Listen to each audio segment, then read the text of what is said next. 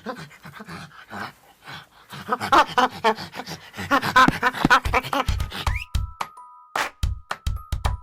guys, selamat datang di channel Keralibra. Sebelum mulai menonton video ini, buat kamu yang belum subscribe channelku, yuk like and subscribe. Aktifkan juga lonceng notifikasinya ya, agar kamu gak akan ketinggalan update video-video terbaruku. Terima kasih dan selamat menonton. Hai teman-teman, kembali lagi sama aku Andira di channelku Keralibra, dan kita sekarang kembali di konten ASN's Journey. Sebelumnya aku mau menyampaikan dulu, harusnya aku sekarang mau melanjutkan postingan-postingan yang kemarin tentang proses awalnya pendaftaran CPNS yang masih banyak masalahnya. Itu baru part 1, seharusnya sudah ada part 2 dan part 3-nya, ini yang udah siap diupload. Cuma kan kemarin seperti yang aku bilang, akhirnya aku mengupload dulu yang soal informasi jadwal SKB untuk formasi 2019. Nah, sekarang juga akhirnya kayaknya akan terpending lagi untuk part 2 dan part 3-nya, karena ini sebetulnya bagian dari part 3, salah satu contoh kasusnya, tapi akhirnya aku berhasil menghubungi narasumber ini, jadi kayaknya yang akan aku share duluan adalah yang ini. Jadi ya alhamdulillah, tiba-tiba tadi malam beliau ini menghubungi aku, bukan menghubungi sih, lebih tepatnya add Facebook aku. Terus begitu aku baca namanya, aku kayak oke, kayaknya ini pendaftar CPNS formasi disabilitas tahun 2019 yang akan aku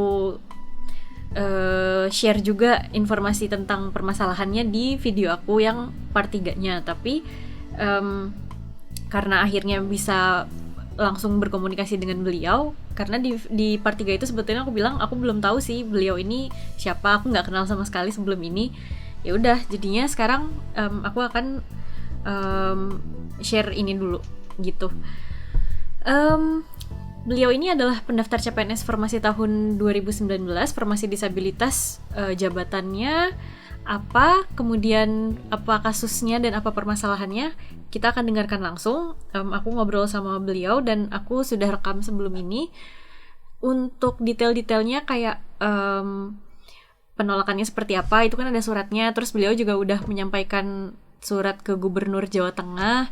Terus juga ada beberapa press release dari LBH di wilayah Semarang. Itu juga nanti akan aku masukkan di video ini.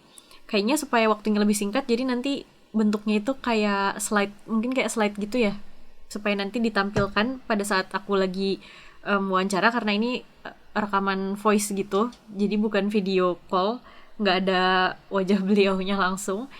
Terus untuk teman-teman tunanetra, mungkin nanti aku kasih link beritanya sama beberapa hal yang lainnya melalui kolom deskripsi gitu. Show file actions. Voice for AAC. 26.87 MB. Voice for AAC. Media control. Voice for AAC. Sound recorder. Navigate up. More options. Button. 00:00:02. TXT. Pause. TXT. Pause.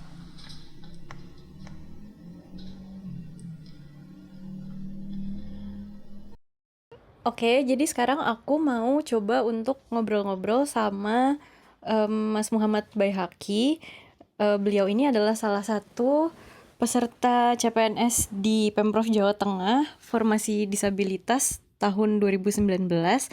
Nah, dari beberapa informasi yang sempat aku baca di internet, terus aku juga sempat baca hasil SKD-nya, ada pengumuman dari Pemprov Jawa Tengah, terus juga ada pengumuman yang menyatakan pengguguran beberapa peserta yang dianggap tidak memenuhi syarat. Salah satunya ini adalah Mas Muhammad Baihaqi. Nah, sekarang aku mau tanya-tanya sedikit. Pertama, Mas Baihaqi itu disabilitasnya apa? Terus melamarnya di jabatan apa? Ya. Untuk jenis disabilitas saya itu disabilitas netra. Oke. Tapi saya bukan yang netra yang totally blind. Oke. Jadi kondisi mata saya itu, Mbak Andira, mata kanan saya itu buta total sejak SD. Tapi mata kiri saya masih bisa beraktivitas. Mm-mm. Yang penting harus dengan pencahayaan yang cukup. Oke. Nah, seperti itu kondisinya. Terus daftarnya sebagai Mendaftar di formasi khusus penyandang disabilitas, Mm-mm. jabatan ahli guru matematika, Oke. SMA Negeri 1 Randu Belatung. Oke, berarti mendaftarnya sebagai guru matematika dan formasinya itu formasi disabilitas. Nah, kalau menurut Iya. aku pribadi sih ya sebetulnya dari penjelasan yang tadi disampaikan itu, ya karena Mas Bayhaki ini masih low vision dan sebetulnya masih memungkinkan sekali gitu untuk bisa mengajar kan. Kalau selama ini sendiri udah pernah belum sih kayak ngajar matematika di sekolah umum atau ngajar murid-murid yang juga bukan tunanetra gitu? Oke, alhamdulillah sih secara pengalaman mengajar Mbak Andira, saya ya memang mengajarnya di sekolah umum. Jadi saya Oke. tahun 2012 sampai 2013 saya itu menjadi tentor bimbingan belajar SMA di Lembaga Bimbingan Belajar Gama Eksakta Yogyakarta. Oke. Nah, kemudian setelah itu saya pada awal tahun 2013 saya mendaftar seleksi program dari Kemendikbud. Mm-mm. Di mana alhamdulillah di program itu saya lolos, yaitu saya menjadi pengajar atau pendidik bagi anak-anak TKI di Sabah, Malaysia. Oke. Nah, saya di Malaysia itu sejak bulan Mei 2013 sampai dengan bulan Mei 2018. Oke. Jadi saya mengabdi cukup lama di Sabah, Malaysia sebagai guru kontrak pengajar anak-anak TKI. Jadi itu program resmi dari Kemendikbud RI, Mbak. Oke. Nah, Oke. setelah pulang dari Malaysia, pada bulan Juli 2018, saya mulai mengajar sebagai guru tidak tetap di salah satu sekolah swasta di Kota Pekalongan. Kebetulan saya mengajar SMP dan SMA. Oke. Jadi SMP-nya 7 jam, SMA-nya 7 jam. Jadi semacam kayak istilahnya guru bantu tambahan lah gitu lah. Berarti selama proses Iya. mengajar dari 2012 di bimbingan belajar terus sampai ngajar di sekolah swasta itu sama sekali nggak pernah ada masalah gitu kan dari pihak sekolahnya terus dari murid-muridnya gitu? Iya, sejauh ini sih alhamdulillah nggak ada masalah karena kan kalau kita mengajar di sekolah umum kan sarana prasarana penerangannya kan sangat bagus dan memadai. Iya, ya, Mbak, ya. benar. Terus juga kita kan kalau sebagai guru kan ngajarnya nggak sampai malam. Iya, benar. Ngajarnya cuma paling maksimal kan jam 3 sore. Saya itu kan pulang. Nah kalau udah malam kan saya di rumah aja. Palingnya melaksanakan aktivitas kayak ngoreksi itu kan saya Iya. bisa di rumah dengan alat bantu penerangan yang cukup. Ya semuanya masih bisa saya lakukan lah Mbak. Gitu, dengan Oke. baik. Nah, terus kalau kayak kalau untuk pendidikan itu kan ada kayak sertifikasi guru gitu ya. Itu pernah ngambil sertifikasi kayak gitu nggak sih? Oh iya, alhamdulillah saya juga pernah berkesempatan mengikuti itu PLPG, Pendidikan Latihan Profesi Guru. Oke. Itu di UNJ Jakarta pada akhir tahun 2016. Nah, saya mengikuti program PLPG itu dilaksanakan selama sekitar 9 hari 9 malam atau kurang lebih 10 hari lah ya Mbak ya. Itu prosesnya banyak sekali ya, mulai dari pendidikan, latihan gitu, diklat singkat ya banyak sekali materi yang harus ini, terus kemudian ya tugas-tugas banyak sekali, presentasi, ujian micro teaching, ujian tes tulis, ujian apa, dan terakhir ditutup oleh ujian tulis nasional atau UTN, di mana dari 100 soal harus bisa memenuhi passing grade 80% atau 80 soal betul. Oke. Dan alhamdulillah waktu itu lolos juga. Nah, karena saya berhasil lolos melewati semua proses di PLPG itu, akhirnya saya dinyatakanlah sebagai guru profesional di bidang studi matematika dan berhak mendapatkan sertifikat pendidik dari Kemenristek Dikti. Oke, alhamdulillah banget. Berarti kan maksudnya ya secara kapabilitas gitu udah nggak diragukan lah, nggak dipermasalahkan juga gitu. Terus kemarin tuh akhirnya bisa timbul permasalahan itu tuh kayak gimana sih? Kan Mas Bayhaki ini daftar di formasi disabilitas. Nah, terus pastinya kan juga melampirkan surat keterangan dari dokter gitu kan yang menyatakan jenis Iya, dan derajat disabilitasnya. Nah, itu betul. waktu awal pendaftaran setahu aku kan ada kayak semacam verifikasi jenis disabilitas ya waktu masih seleksi administrasi itu tuh Mm-mm. dilakukan nggak sih verifikasinya, terus bentuk verifikasinya kayak apa, terus mereka mempermasalahkan nggak sih jenis disabilitasnya ngelamar sebagai guru matematika gitu? Oke, kalau dari proses seleksi sih, alhamdulillah saya mengumpulkan semua berkas persyaratan yang diminta. Kemudian saya mendaftar di web SSCN itu ya Mbak ya, dan alhamdulillah di sistem itu saya juga nggak tertolak, saya juga bisa mengupload semua persyaratan yang diminta dengan baik. Oke. Dan kemudian saya kan mengikuti proses seleksi sambil kemudian diseleksi sama panitia ya, baik daerah maupun pusat. Kemudian beberapa hari sebelum pengumuman administrasi dari pihak panitia daerah melakukan video call terhadap kami para pelamar disabilitas. Oke. Yang intinya di dalam video call itu kami ditanyakan jenis disabilitasnya apa, derajatnya seperti apa, kemudian sudah melampirkan surat dari rumah sakit belum. Nah itu saya sudah jawab semua dengan baik dan mereka pun sudah tahu. Oke. Nah itu. Akhirnya bisa. Kemudian setelah selesai video call, kemudian beberapa hari kemudian ada pengumuman administrasi, saya lolos. Oke. Kemudian pengumuman administrasi pertama saya lolos, kemudian akan ada beberapa minggu itu ya untuk masa sanggah ya, masa administrasi. Di situ juga nama saya setelah pengumuman masa sanggah pun nama saya tetap masih ada dan alhamdulillah tidak ada masalah. Akhirnya sampai ke itu. SKD. Akhirnya setelah masa sanggah selesai saya masih lolos, kemudian saya menunggu jadwal tes dan lokasi SKD. Saya mendapatkan jadwal di tanggal 23 Februari 2020. Kemudian saya ikut tes di jadwal tersebut tanggal 23 ya Mbak ya, 23 Februari. Di waktu itu di Asrama Haji Donohudan, Gedung Arafah, saya ingat itu Gedung Arafah, sesi kelima jam 4:30 sore. Nah, saya mengikuti tes di sana dengan baik dan alhamdulillah memperoleh skor 401. Dan alhamdulillah sampai udah diberi ucapan selamat Mbak Andira sama pihak BKD, BKN, sama panitia setempat, sampai juga diajak foto bareng, tapi ya Allah ternyata kebahagiaan itu hanya sesaat. Ya Allah, iya. Banget ya. Makanya waktu aku baca pengumumannya itu terus nilainya 401, aku kayak merasa sayang banget dengan nilai setinggi ini. Mungkin bisa dibilang kayak salah satu nilai tertingginya di formasi disabilitas gitu kan, bisa dapat nilai segitu, terus juga nggak dipermasalahkan apa-apa, bisa tes dengan lancar, tapi tiba-tiba bisa berubah jadi tidak memenuhi syarat. Nah itu ceritanya akhirnya bisa jadi tidak memenuhi syarat tuh gimana sih?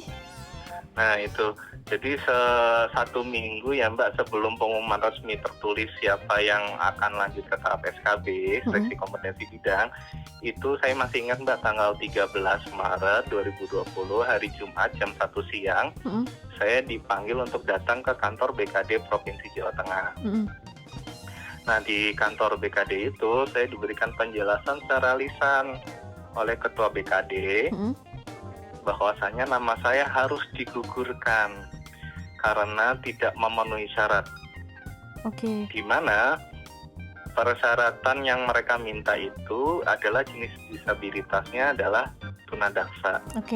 Jadi selain tunadaksa itu nggak boleh katanya. Jadi saya sangat sedih, shock dan terpukul sekali waktu itu.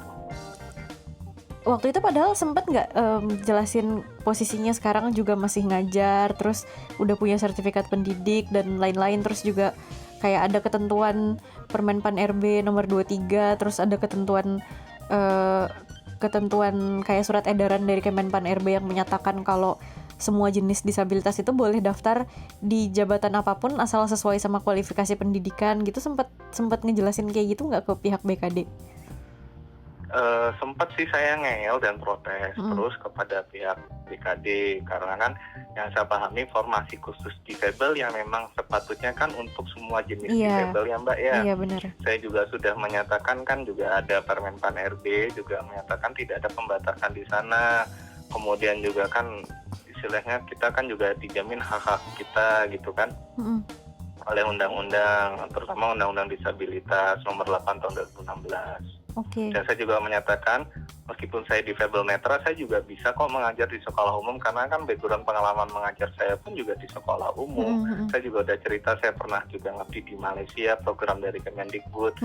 Saya juga sekarang mengajar di salah satu sekolah swasta di Kota Pekalongan dan sebagainya. Tapi tetap mereka bersikuku dengan dua argumen. Yang pertama yaitu bahwasanya persyaratan yang mereka tuliskan hanya untuk yang tunadaksa saja, itu alasan pertama. Oke. Yang kedua, mereka menyatakan keputusan tersebut sudah final dari BKN Pusat, yaitu Oke. bagian BPSR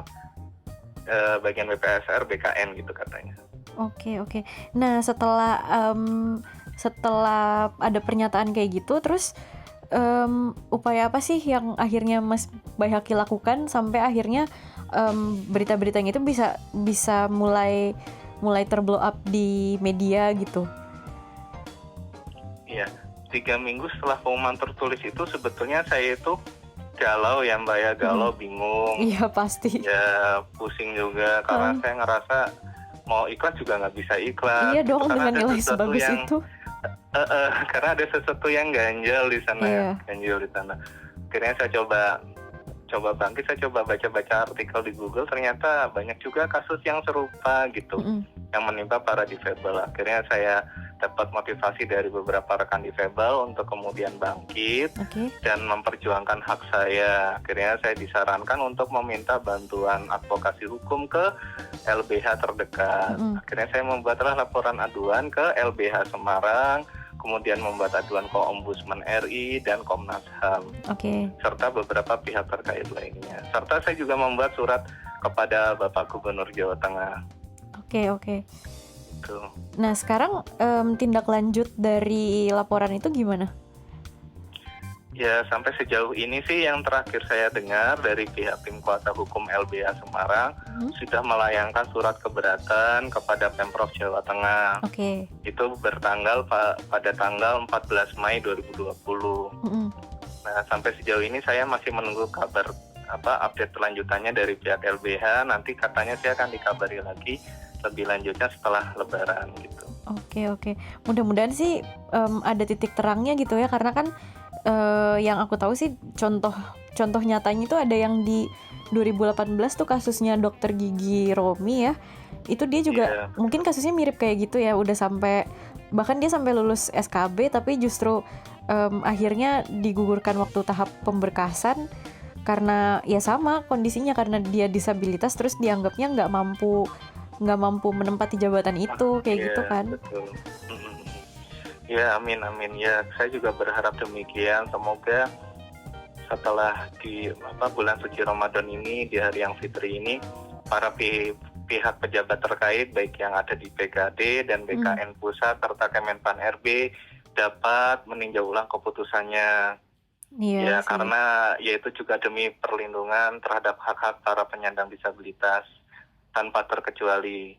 Karena kan juga hak-hak para difabel itu kan sudah dilindungi oleh undang-undang, terutama Undang-Undang Nomor 8 Tahun 2016 tentang penyandang disabilitas. Jadi kami berharap sekali, sepatutnya memang harapannya ya melihatlah pada kompetensi dan kapabilitas yang dimiliki, bukan melihat pada jenis difabelnya gitu. Iya sih, bener sih. Terus kalau misalnya ternyata nggak ada titik temunya dengan pihak Pemprov gitu ya, kira-kira kepikiran nggak sih akan menempuh upaya apa lagi gitu? Kalau yang saya dengar sih, yang saya pahami dari tim kuasa hukum LBH Semarang, mungkin sebagai upaya terakhirnya ya akan melakukan gugatan administrasi ke Pengadilan Tata Usaha Negara. Itu sih sebagai upaya terakhir yang iya sih.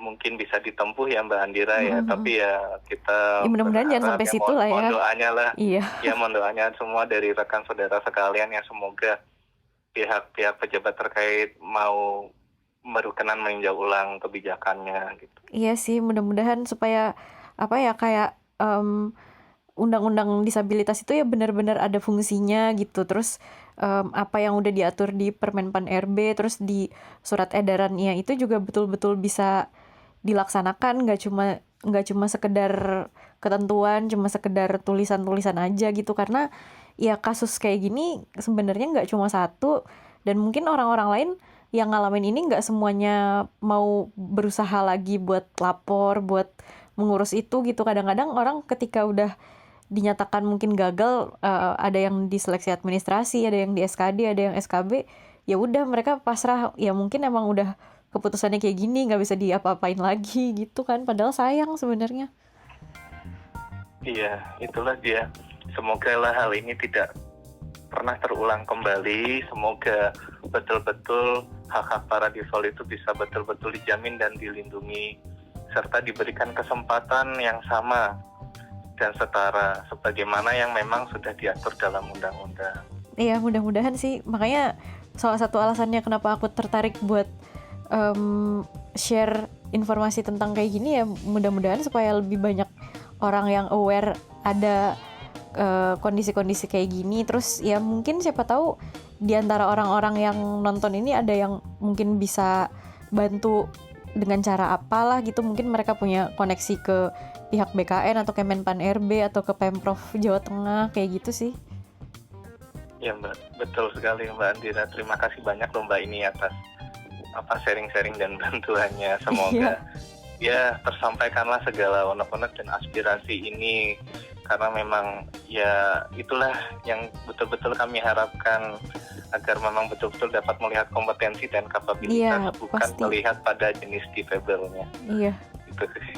Banyak kok murid-murid di Indonesia itu yang juga peka hati nuraninya kok, apalagi kalau di sekolah negeri, saya yakin bagus kok. Iya, Nah, itu. pasti, dan pasti banyak cara memang untuk mengajar, nggak cuma ada satu metode aja gitu kan.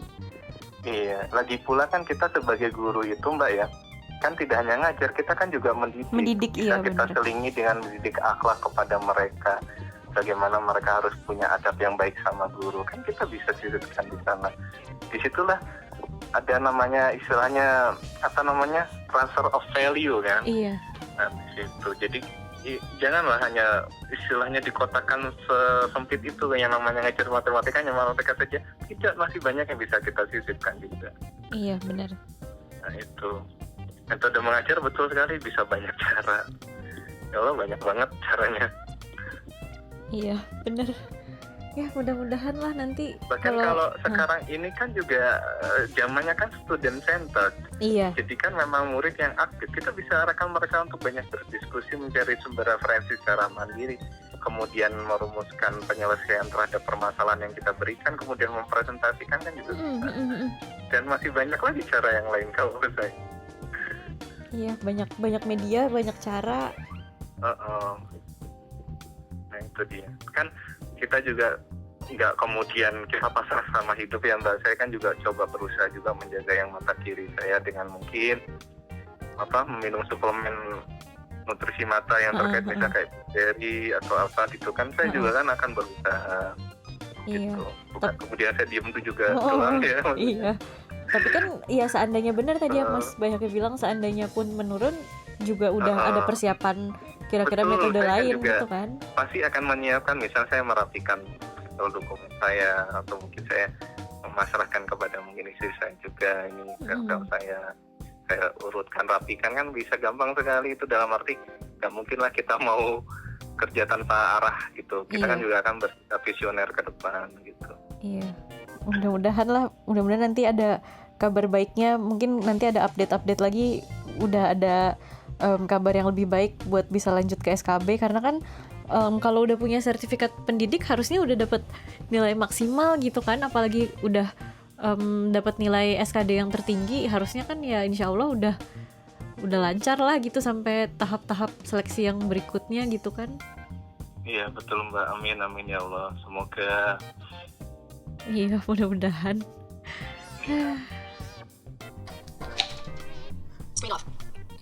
Nah, itu tadi sekilas obrolan aku dengan Muhammad Bayhaki. Menurut aku di situ ada banyak sekali hal yang bisa kita pelajari dan hal yang bisa menjadi masukan juga dari apa yang sudah dialami oleh beliau, dan juga mungkin masih banyak sebetulnya teman-teman disabilitas lain yang belum berani untuk speak up atau mungkin tidak punya kesempatan untuk itu. Ya salah satunya itu sih, tidak tidak bisa kita mengeneralisir satu jenis disabilitas itu nggak bisa berada di jabatan tertentu gitu. Mungkin memang ada jabatan-jabatan tertentu yang sulit untuk dilakukan oleh satu jenis disabilitas tertentu atau jenis disabilitas tertentu dengan derajat tertentu. Tapi ya pasti seperti yang tadi disampaikan oleh Mas Baihaqi, kita pasti juga punya ukuran sendiri kan, batas maksimal yang mampu kita lakukan tuh sejauh apa, terus apakah kita memang masih mampu melakukan hal itu atau enggak. Itu yang harusnya jadi pedoman, jadi tolak ukur. Jadi ya namanya verifikasi disabilitas di awal, di proses ketika seleksi administrasi itu betul-betul berjalan dan betul-betul memang diperuntukkan sebagaimana mestinya gitu.